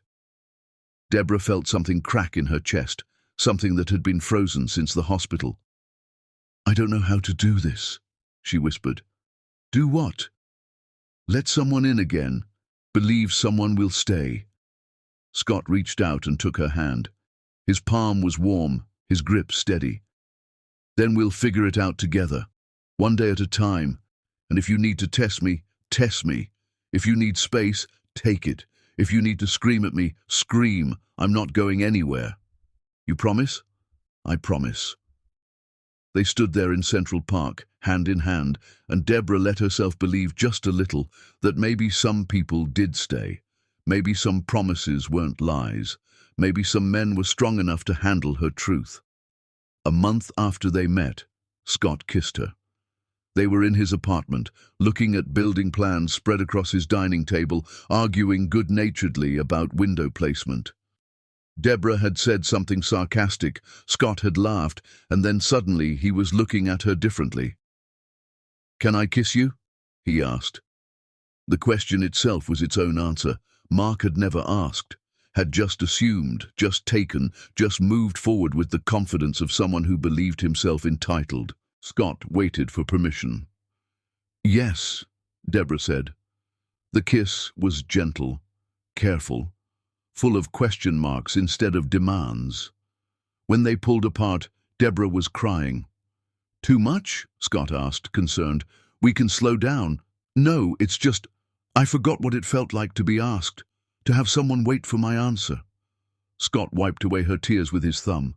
"Then I'll keep asking, about everything, always, because you deserve to have choices, Deborah. You deserve to be heard." She kissed him again, and this time it was less careful, more desperate, full of all the fear and hope she'd been carrying. Scott kissed her back with patience, with steadiness, with the promise of someone who wouldn't run when things got complicated. Later, lying on his couch, her head on his chest, listening to his heartbeat, Deborah said, "I'm not over it. The betrayal, the anger, Mark. I didn't expect you to be. I'm going to have bad days, days where I don't believe you'll stay. I know. And you're okay with that?" Scott's hand moved through her hair, gentle and constant. "Deborah, my wife died. I grieved her for 2 years. I still grieve her. Love doesn't erase pain, but it can exist alongside it." He tilted her chin up so she could see his eyes. "I'm not asking you to be healed. I'm asking you to let me stand beside you while you heal. There's a difference. What if I never fully heal? Then you don't, but you'll still be worth standing beside." Deborah closed her eyes and let herself rest against him. For the first time since the accident, since the hospital, since the moment Mark had walked away, she felt something other than anger. She felt safe. And in that moment, lying in Scott Higgins' arms while somewhere across the city, Mark Bracewell's world continued to crumble, Deborah understood something crucial. Revenge was satisfying, but rebuilding was powerful. Mark had taught her about betrayal. Scott was teaching her about resilience, and she was learning that the best revenge wasn't destroying Mark's life. It was building a better one without him. Chapter 7. The Marriage of Greed. The credit card statement arrived on a Tuesday. Mark sat in his office, a smaller space now, after losing the headquarters building, after downsizing to what he could afford with dwindling investor support, and stared at numbers that didn't make sense. $200,000 in 1 month. Designer clothing stores, jewelry boutiques, a spa in the Hamptons that charged $3,000 for a weekend package, cash withdrawals in amounts that suggested Cindy was stockpiling money somewhere he couldn't track.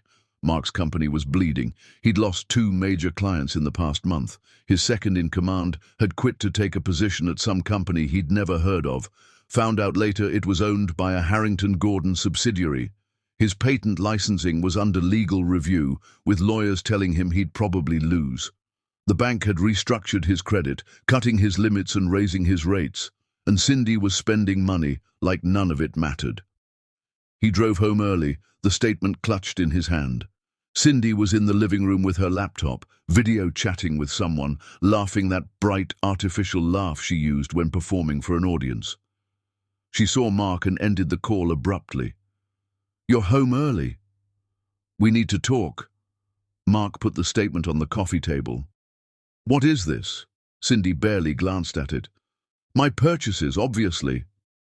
$200,000 in 1 month, Cindy. We talked about budgets. We talked about being careful while the company is struggling. Your company is struggling. I'm your wife. This is what wives of successful men do. But I'm not successful right now. Everything is falling apart and you're spending like we have unlimited resources.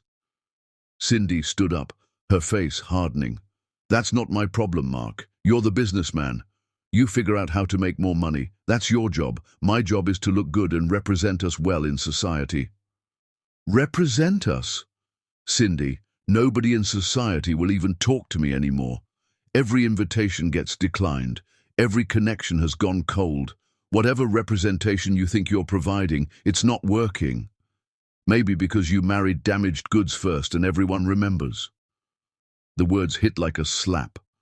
Don't talk about Deborah that way. Why not? It's true. You're still hung up on a woman who probably can't even walk properly while I'm here, whole and beautiful and everything you should want. But instead you're obsessing over money like some accountant. Mark stared at his wife and felt something inside him go cold. How did you know she might have trouble walking?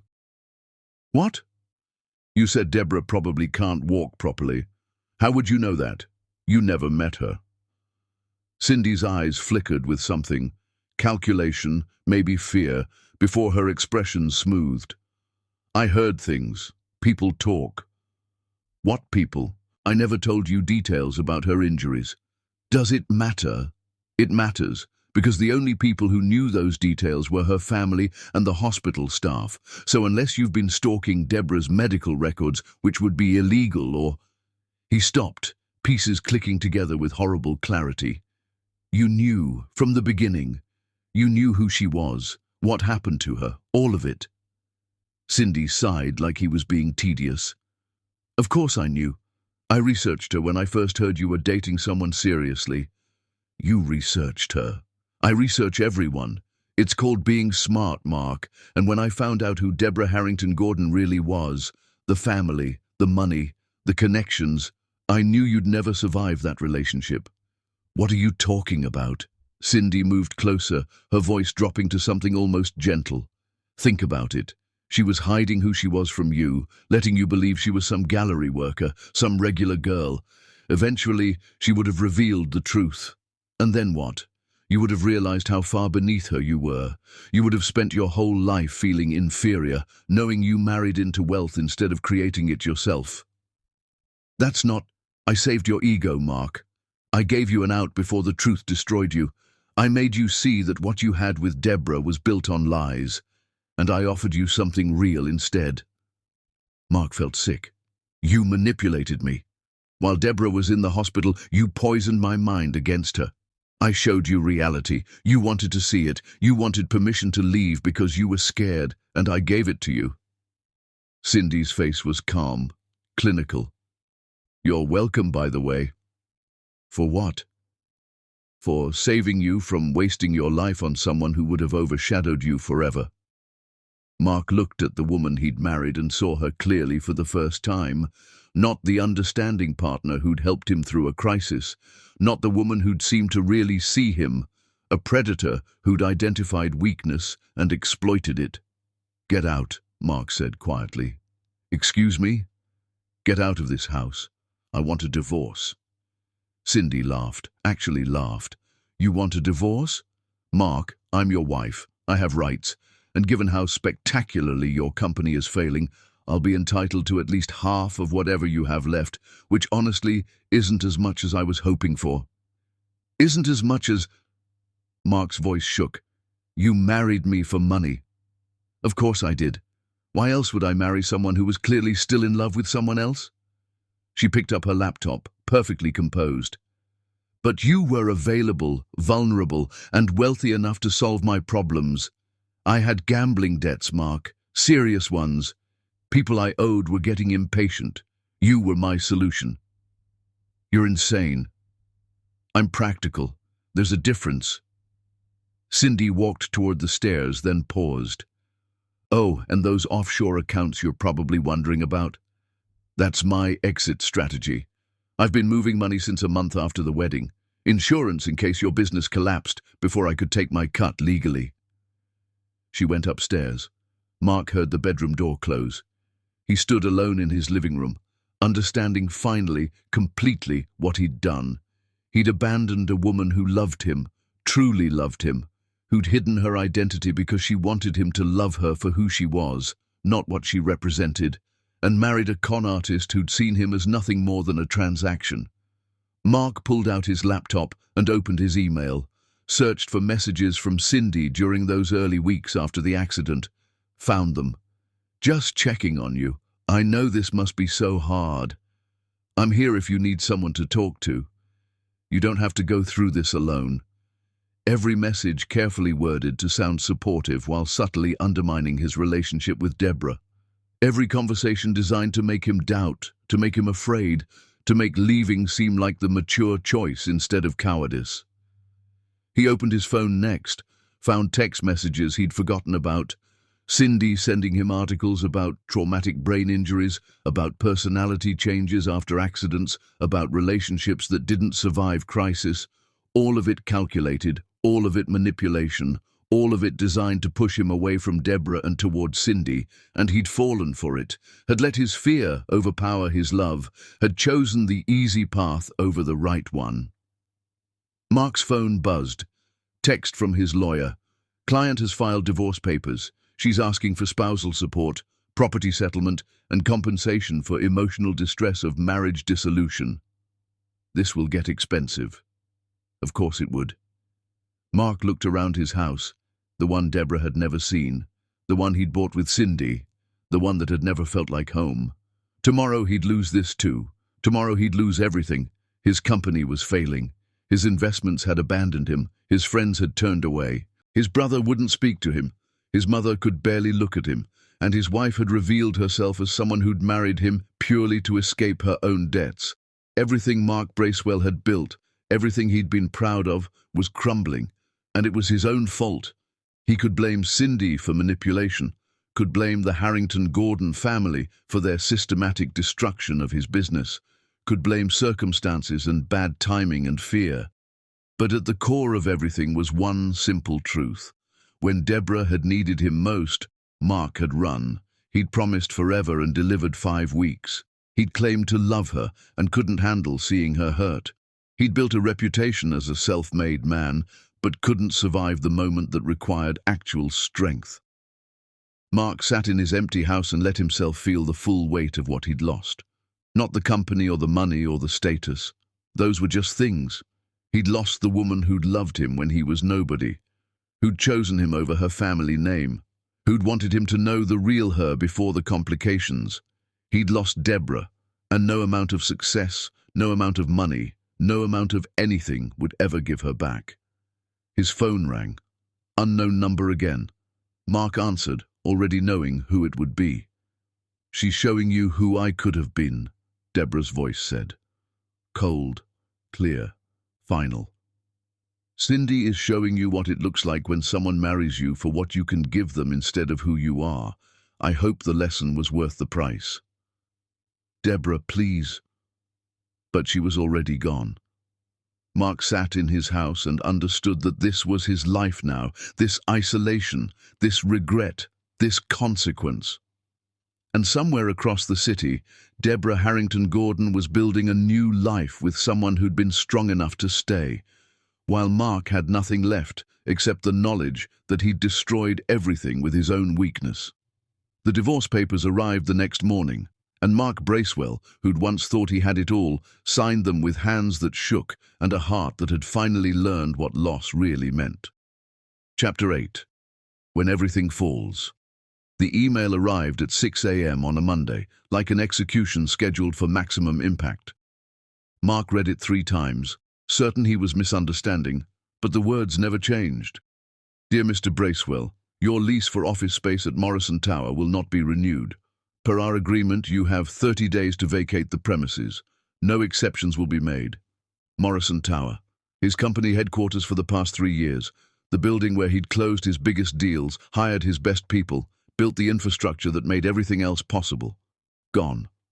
Mark called the property management company immediately. Got transferred 4 times before reaching someone who would actually talk to him. "The building is owned by Morrison Property Group," the manager said, his voice professionally neutral. "And Morrison Property Group has been acquired by Ashford Holdings." "So? What does that have to do with my lease?"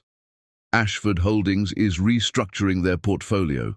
They've decided not to renew several commercial leases, including yours." "On what grounds?" "My lease has automatic renewal clauses, which can be overridden by new ownership during restructuring. It's all legal, Mr. Bracewell. I've sent you the relevant documentation." Mark hung up and immediately researched Ashford Holdings.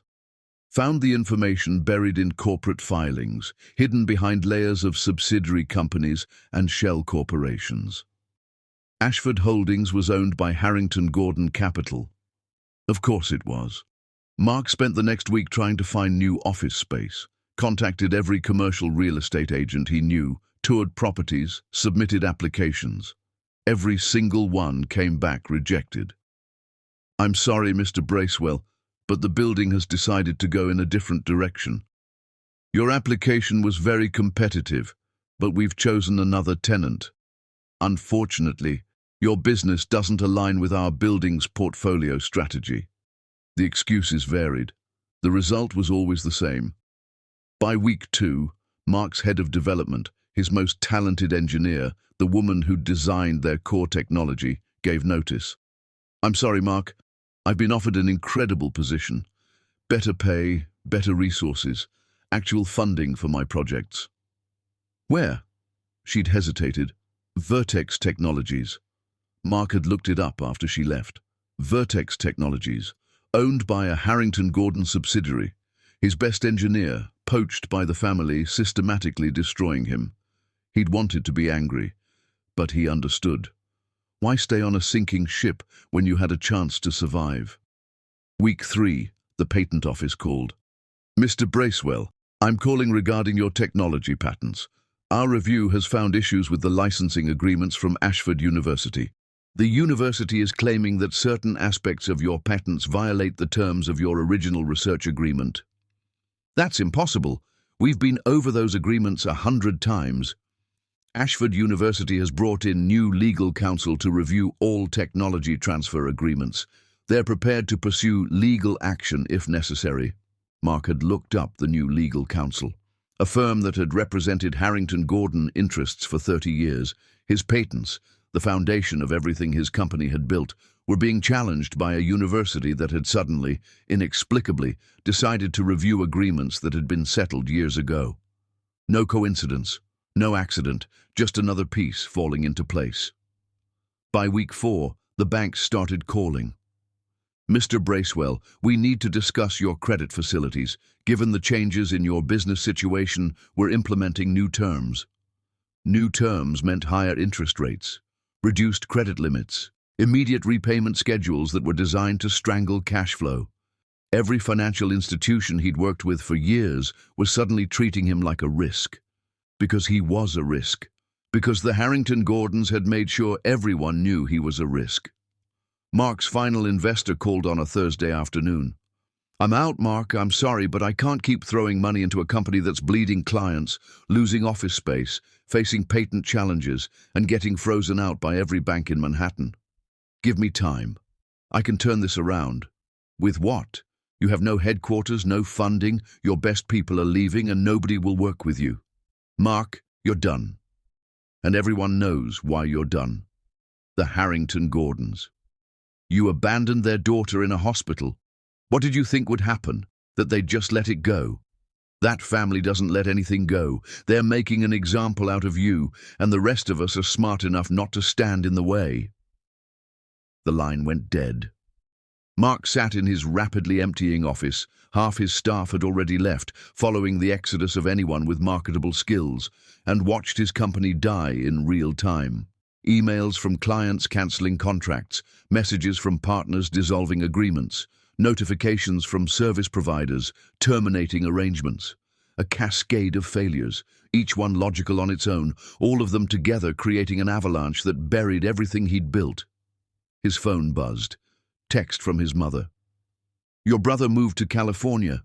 He didn't tell you because he didn't want you to know where. He asked me not to tell you either, but I think you deserve to know your own brother doesn't want you to have his address." Mark stared at that message until the words blurred. Daniel was gone. Not just metaphorically. Actually, physically gone to the other side of the country to get away from him. His mother's next text. "I don't know who you are anymore. Dad would be ashamed. I'm ashamed.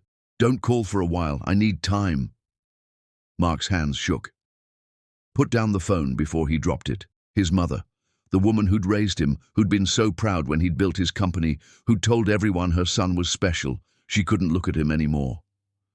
That night, Mark went home to the house he'd soon have to sell. Cindy's divorce settlement was taking half of everything, including property, and found the media had discovered the story.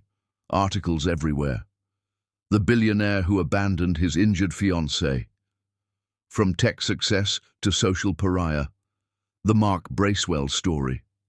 How one bad decision destroyed a rising star. They had photos. Deborah in the hospital, leaked from somewhere. Probably her family wanted people to see what he'd done. Timeline of events.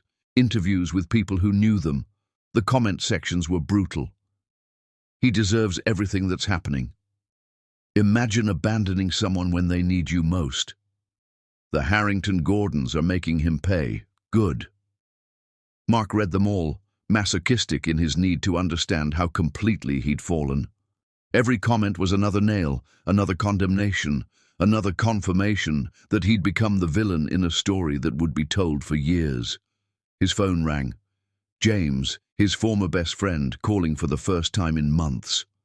"Hello," Mark answered, hopeful despite himself. "I'm calling to tell you I'm getting married," James said, his voice formal. "And you're not invited. I wanted you to hear it from me instead of seeing it online." "James, please. I loved you like a brother.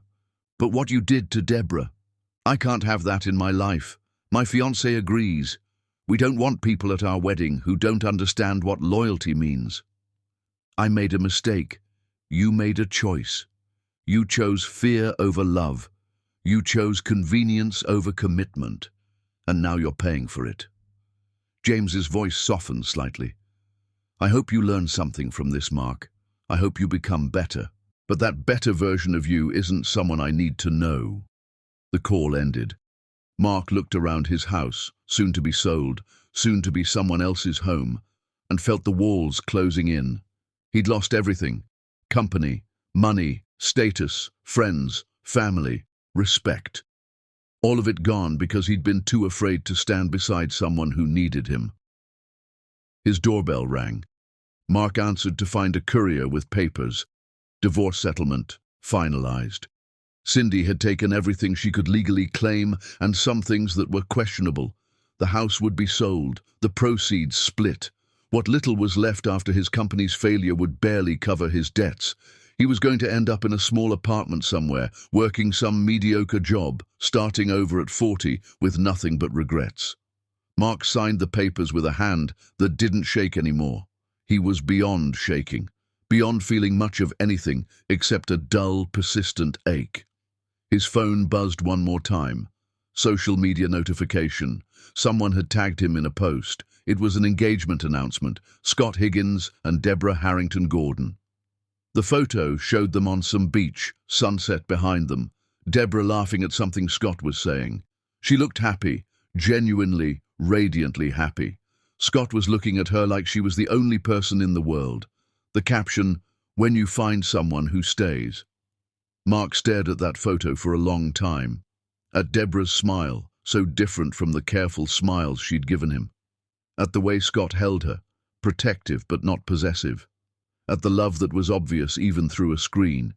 She'd moved on, found someone better, someone who didn't run when things got hard, and Mark was alone in a house he was losing, with a company that had failed, with relationships that had dissolved, with nothing left except the knowledge that he'd done this to himself. He thought about calling her, begging for forgiveness, trying to explain, but what would he say? That he'd been scared?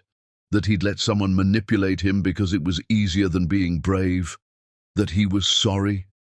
Sorry didn't fix anything. Sorry didn't undo the abandonment. Sorry didn't give back the 7 weeks she'd spent in a hospital calling for him while he was choosing someone else. Sorry was just a word that meant nothing when the damage was already done. Mark closed his laptop, turned off his phone, sat in the dark and finally fully understood what he'd lost. Not just Deborah, not just his life, but the man he'd thought he was, strong, self-made, successful. That man had been an illusion built on favorable circumstances. The real Mark Bracewell was the one who ran, who chose easy over right, who broke promises when they became inconvenient, And now the world knew it too. Tomorrow he'd start packing his office. Next week he'd list the house. Next month he'd move into whatever apartment he could afford. But tonight, Mark Bracewell sat in the ruins of his life and learned what it meant to lose everything by being too weak to fight for anything. Somewhere across the city, Deborah was probably celebrating her engagement with the man who'd been strong enough to stay. And Mark was alone with his choices, his regrets, and the devastating understanding that he had no one to blame but himself. Chapter 9. The Unraveling. The office was empty. Mark stood in the space that used to house 30 people, engineers, designers, support staff, the infrastructure of a company he'd spent years building, and listened to the echo of his footsteps on bare floors. They'd all left, every single one of them. Some had been poached by competitors, some had found positions at companies with better prospects, some had just walked away, unwilling to stay on a ship they knew was sinking.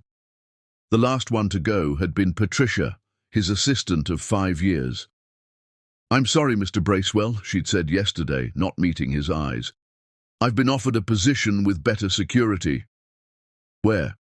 "Sterling Consulting Group. Another Harrington Gordon subsidiary." "Of course." "I understand," Mark had said, because what else could he say? "Stay and watch your career die with mine." She'd left without looking back. Now Mark packed boxes alone. Company files that meant nothing anymore. Equipment that would be sold off to pay creditors. Awards from industry groups that had honored him back when he was someone worth honoring. His phone rang. His mother. Mark answered with something like hope. "Mum? I'm calling because I need to tell you something." Her voice was strained. "And I need you to just listen." "Okay. Your brother is getting married in December, in California, and Mark, you're not invited." The words landed like physical blows. "He asked me specifically to make sure you understood. No surprise appearance, no trying to come anyway. He wants to celebrate his future without being reminded of your failures." "Mom." "And I agree with him." Silence. Heavy and awful. "What you did to that girl," his mother continued, "I can't forgive. I thought I raised you better. I thought you understood loyalty, commitment, standing by people when life gets hard. But I was wrong, and I'm not sure I want to know the person you've become. I made a mistake. I know that." "You made a choice. You keep calling it a mistake, like it was accidental, like you tripped and accidentally married someone else while the woman you claimed to love was in a hospital. But that's not what happened. You chose. And now you want everyone to feel sorry for you because you're facing consequences. I know what you want. You want us to forgive you without you actually changing. You want sympathy without accountability. But that's not how this works, Mark. That's not how any of this works." She hung up. Mark stood in his empty office and felt something break inside him that he hadn't known could still break. His mother, his family, gone. He sat on the floor, back against the wall, and let himself feel it all. The loneliness, the shame, the crushing weight of understanding that he'd destroyed every relationship that mattered. His phone buzzed, email notification, the real estate agent. "House sale finalized, closing in 2 weeks, new apartment lease ready for signature. It's not what you're used to, but it's what you can afford." Mark opened the attachment. 1-bedroom apartment in a neighborhood he'd never heard of. Small, dark, nothing like the mansion he was leaving. But it was what failure bought, what consequences looked like. Another email. His lawyer, finalizing divorce details. Cindy had taken him for everything she could. The settlement was brutal but legal. She'd been smart about documentation, about protecting her interests. Even her gambling debts, which Mark had discovered and tried to use as leverage, hadn't mattered. "She married you in good faith," her lawyer had argued. "She shouldn't be penalized because your business failed." Never mind that she'd married him specifically to escape those debts. Never mind the manipulation and lies. In the end, she'd won. Last Mark heard, she was already dating someone else. Another wealthy target, another opportunity to exploit, and he'd been too blind to see it coming. Mark's phone rang again. Unknown number. He almost didn't answer, but something made him pick up. "Mr. Bracewell?" Professional voice, female. "I'm calling from the Manhattan Business Journal. We're running a piece on your company's dissolution and the circumstances surrounding it. I wanted to give you an opportunity to comment." "I have nothing to say. We've spoken with several of your former employees. We have documentation of the systematic withdrawal of support from investors and partners. We know about the Harrington-Gordon family's involvement. This is your chance to tell your side. My side doesn't matter.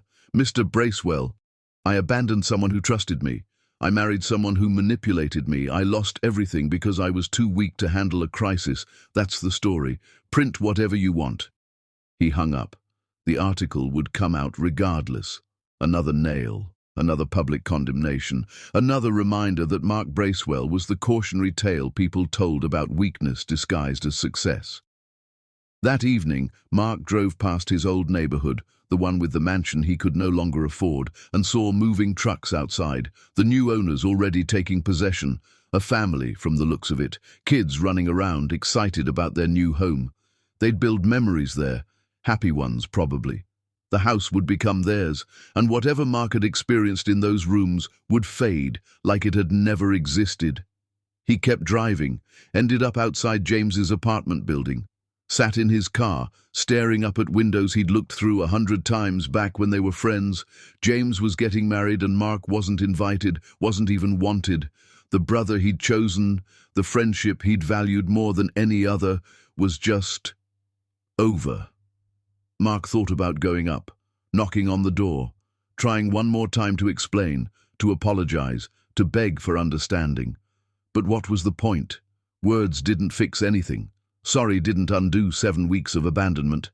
Regret didn't change the fact that when Deborah had needed him most, Mark had chosen comfort over courage.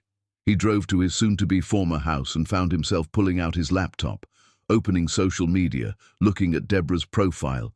She'd made it public, probably wanted him to see photos of her and Scott, hiking trips, art galleries, dinner with friends, her smile genuine in every shot, her eyes clear and happy, Scott looking at her like she was precious, like he understood exactly what he had. Comments on their engagement photo, "You deserve all the happiness. Scott is a good man. We're so glad you found each other." This is what real love looks like. Mark scrolled through months of photos, watching Deborah rebuild her life without him, watching her laugh and thrive and become whole again with someone who'd been strong enough to stay. His phone buzzed, text from the movers, confirming pickup time for his belongings. The physical act of dismantling his life, scheduled and efficient. Mark closed his laptop and looked around the house one last time. Tried to remember what it had felt like to be happy here, to believe he'd made the right choice. He couldn't remember. Those feelings were gone, replaced by the hollow certainty that he'd traded everything real for an illusion. Tomorrow he'd sign the final papers, move into his small apartment, start whatever came next, with nothing but regrets and lessons learned too late. But tonight, Mark Bracewell sat in an empty house and finally wrote the letter he'd been avoiding for months. He addressed it to Deborah, not because he expected her to read it, not because he thought it would change anything, but because he needed to say the truth out loud, needed to acknowledge what he'd done without excuses or deflection. He wrote about his fear, about seeing her in that hospital bed and not being strong enough to handle it, about letting Cindy manipulate him because it was easier than being brave, about marrying her because guilt was crushing him and she offered an escape. He wrote about understanding now what he'd thrown away. Not just Deborah, but the version of himself he'd believed in, the self-made man, the strong leader, the loyal partner. All of it had been hollow. He wrote about watching her rebuild her life with Scott, about seeing her happy with someone who deserved her, about knowing he'd lost the only woman he'd ever really loved. And he wrote about accepting that there was no redemption arc coming, no moment where he'd make it right, no reconciliation, just consequences and learning to live with what he'd done. Mark sealed the letter and wrote Deborah's address on the envelope, put a stamp on it, walked outside and dropped it in the mailbox. It was done. He'd confessed, apologized, acknowledged everything. And it wouldn't matter. because sorry didn't undo pain. Regret didn't rebuild trust. Understanding came too late to save anything. Mark went back inside his empty house and sat in the dark, waiting for tomorrow, waiting for the next phase of a life he'd destroyed with his own weakness. Somewhere across Manhattan, Deborah was probably with Scott, planning their wedding, building their future, being loved by someone who understood what promises meant. And Mark was alone with his choices, his failures, and the devastating knowledge that he'd been given something precious and had been too afraid to keep it. The phone didn't ring. No one came. No last-minute revelation or second chance, just silence and darkness and the long, slow process of learning to live with regret.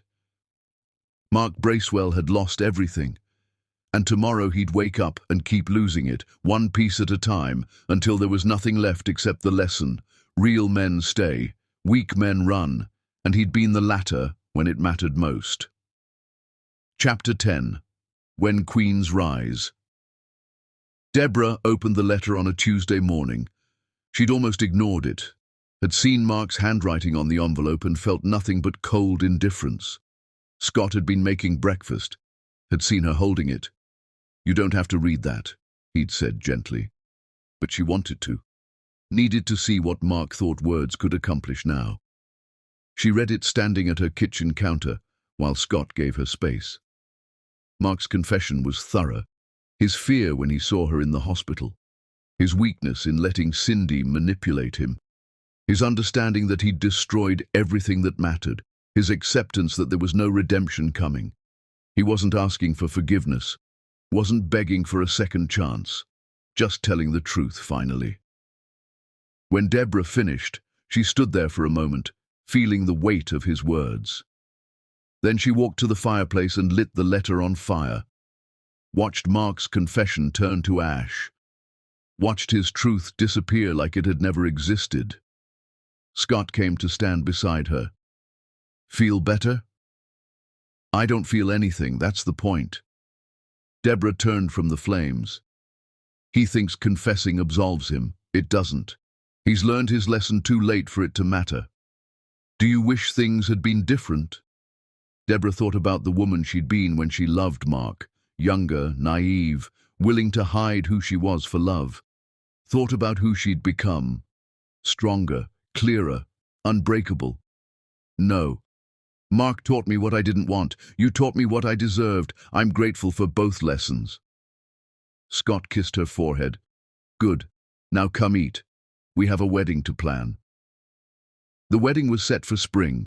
Small ceremony, just family and real friends. No performance, no spectacle, just love. Deborah spent months planning it with Scott, and slowly the last pieces of anger faded. Not because Mark deserved forgiveness, but because holding on to rage gave him space in her life he hadn't earned.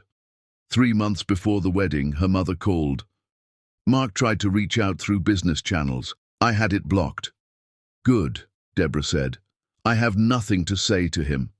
He's working some consulting job now, small apartment in Queens. Cindy took everything in the divorce. His mother won't return his calls. His brother moved across the country." Deborah listened without feeling anything. "He made his choices, and you made yours. I'm proud of you, darling, for rising, for becoming unbreakable." The words settled in Deborah's chest like truth. She was unbreakable, not because nothing had broken her. The accident had, Mark's abandonment had, 7 weeks in a hospital had shattered her. But she'd rebuilt, stronger, better. The wedding day was perfect. Spring sunshine, cherry blossoms in bloom.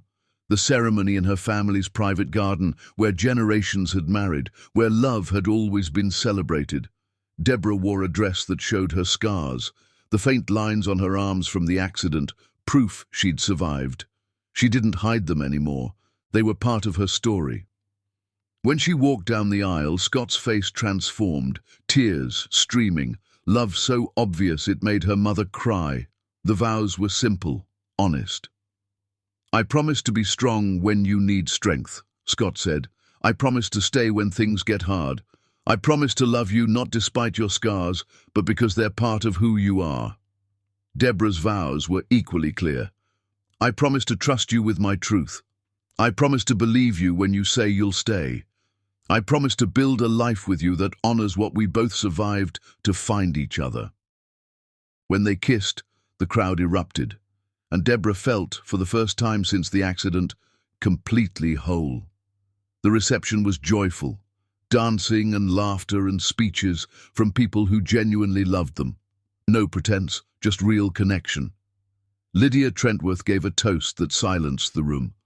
I've known Deborah since she was a child, watched her grow into a remarkable woman, and I watched her break when someone she trusted failed her. Lydia's voice rang clear. But breaking isn't the end. Sometimes it's the beginning. Deborah didn't just survive. She rose. And Scott, you were wise enough to see that strength and patient enough to let her heal. That's what real men do, they stay. The applause was deafening. Later, her mother pulled Deborah aside. Mark tried to come today. Security stopped him at the gate. Deborah felt nothing. Did he say anything? Just that he wanted to congratulate you. Security turned him away. Good. Her mother studied her face. You really don't care anymore. I care that I'm here with Scott. I care that I'm happy. I care that I learned what I deserved. Deborah squeezed her mother's hand. But Mark, he's a stranger who taught me a lesson. Nothing more. That's my girl. The night ended with Deborah and Scott dancing alone in the garden, everyone gone. The moon full, the air warm, everything possible. What are you thinking? Scott asked. That I'm happy. Really, genuinely happy. Even with everything that happened? Deborah looked at her arms, at the white lines catching moonlight, touched them gently, especially because of them. They remind me I survived, that I'm stronger than whatever tried to break me. Scott kissed her scarred skin. You're magnificent. And Deborah understood something profound. Mark had left because he couldn't handle seeing her broken. But broken wasn't destroyed, wounded wasn't weak. She'd been shattered, and she'd reformed into something better. Across the city, Mark probably lay awake in his small apartment, drowning in regret. But that was his story, his consequence. Deborah's story was about rising, about learning her worth, about demanding more than convenient love, about finding someone who understood that real commitment meant staying through hard parts, not just enjoying easy ones. I love you, she told Scott. I love you too. Always, forever, through everything. This time Deborah believed it, because some promises were real. Some men kept their word. Some love was strong enough to survive anything.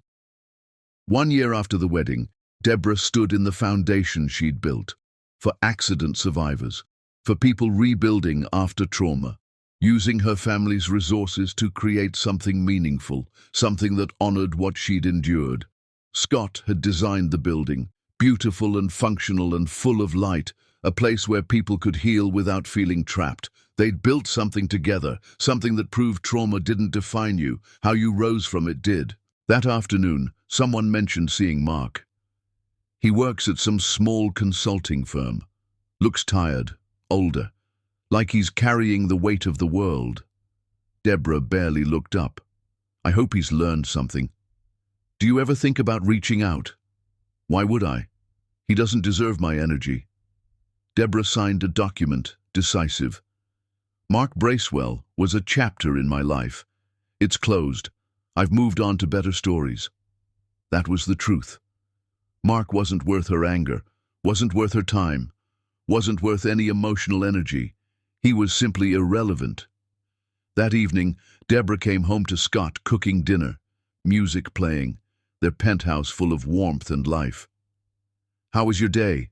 Scott asked, kissing her. Perfect. Helped 3 new survivors get into the program. Made a real difference.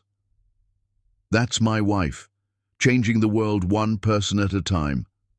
They ate together, talked about their days, made plans for the weekend. Simple, beautiful, real. And Deborah understood what love was supposed to be. Not dramatic declarations, not grand gestures, not promises made over expensive wine. Just showing up, every day, through everything, being present, being strong, being real. Mark had promised forever and delivered 5 weeks. Scott had promised always and delivered every single day since. That night, lying in bed with Scott's arms around her, Deborah thought about who she'd been before the accident. Young, naive, willing to hide herself for love. She didn't miss that woman. The woman she'd become, scarred, strong, unbreakable, was better. "What are you smiling about?" Scott murmured, half asleep. "Just thinking about how everything that tried to break me made me stronger." "That's because you're a queen. You rose from devastation and built an empire. You demanded your worth.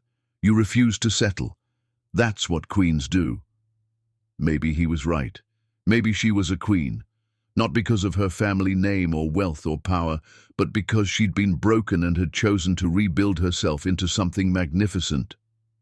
Deborah looked at her reflection in the darkened window, saw her scars, saw the strength in her eyes, saw the woman who'd survived and thrived and demanded more than convenient love. She smiled. Mark had thought leaving her would save him from difficulty, had thought marrying Cindy would give him an easier path, had thought weakness disguised as practicality was acceptable. He'd been wrong, and he'd paid the price with everything, but Deborah had learned the most important lesson. When you break a woman who knows her worth, she doesn't crumble. She rises. She becomes unbreakable. She builds an empire from the ashes of betrayal. And she finds someone who understands that scars aren't weaknesses. They're proof of survival, evidence of strength, marks of a warrior who fought back from devastation.